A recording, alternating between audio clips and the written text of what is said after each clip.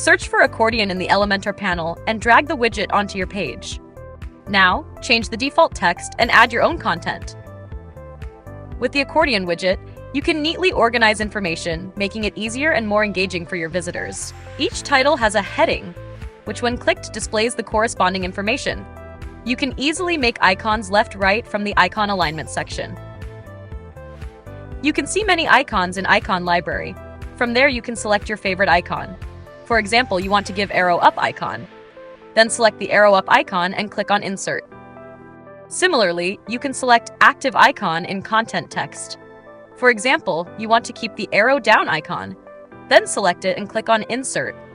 Now you can see Title Icon and Active Icon. If you want to expand the Accordion items option, click the icon shown on the right side. Now you can see that your Accordion items have increased. Again, you can add Accordion item by clicking Add Item button below. You can change the color of the shadow with the color picker, which can be matched according to the accordion's design. Using the box shadow option, you can add beautiful shadows around the accordion, which makes the design more professional and attractive.